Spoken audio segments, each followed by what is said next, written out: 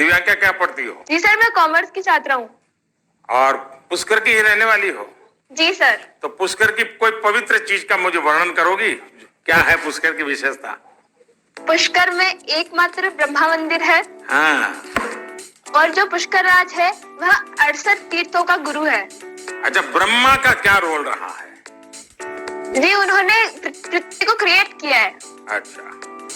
अच्छा बताइए दिव्यांका, क्या सवाल था आपके मन में?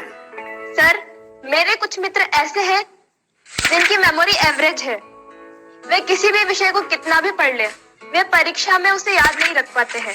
सर, वे ऐसा क्या करें कि वे उस विषय को याद रख सके? अच्छा, तुम आपको मेमोरी की जड़ी बूटी चाहिए। जी सर।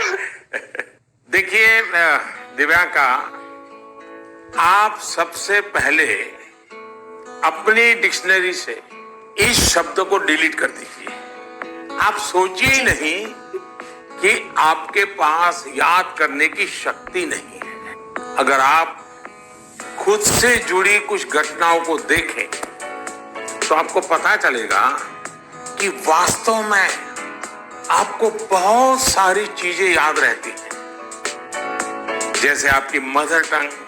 क्या मदर टंग आपने किसी को बहुत ग्रामर के साथ पढ़ाया था क्या? सिखाया था क्या? नहीं सर। आपको याद होगा? नहीं। क्या स्कूल में आपने सीखी या किताब में कहीं? जी नहीं। हाँ, ये सब सुन करके सीखी। तो यही वो चीजें हैं, जरा सोचिए कि आपको जो पसंद है, क्या इन चीजों को याद रखने के लिए आपने कभी कोशिश की थी? वो बातें जिनसे आप पूरी तरह जुड़ गए हैं, मग्न हो गए हैं, वो बातें जो आपका हिस्सा बन गई हैं, आपके विचार प्रवाह का हिस्सा बन गई हैं, उन्हें आप कभी नहीं भूलते हैं। दूसरे शब्दों में कहूं तो ये मेमोराइज नहीं है, एक्चुअली ये इंटरनलाइज है। और इंटरनलाइज करना यही इसका एक अच्छा रास्ता है।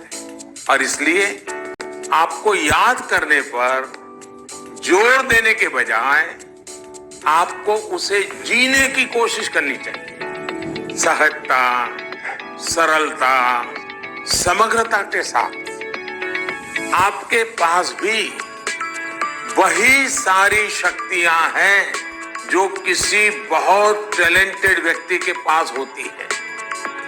सोचिए, अपने भाई या बहन के साथ अगर आपका झगड़ा हुआ हो तो वो आपको एकदम याद रहता है, आप उसे भूलते नहीं है। यहां तक कि आपको यह भी याद रहता होगा कि उस समय आपने, आपके भाई बहन ने कौन से कपड़े पहने थे, आप खड़े खड़े लड़ रहे थे कि दौड़ते हुए लड़ रहे थे, सब याद होगा। एक एक वाक्य याद होगा। जी सर। यानी इसका एक मतलब यह है कि आप उसमें फुली इन्वॉल्व थे, आप उस क्षण को पूरी तरह जी रहे थे।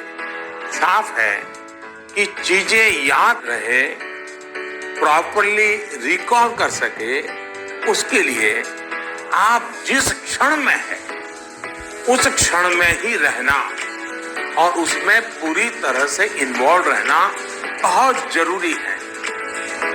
यानी हम पढ़ाई कर रहे हैं, किताब हाथ में है और मन है खेल के मैदान में, सहेलियों के साथ, दोस्तों के साथ, फिर तो मामला गड़बड़ हो जाता है।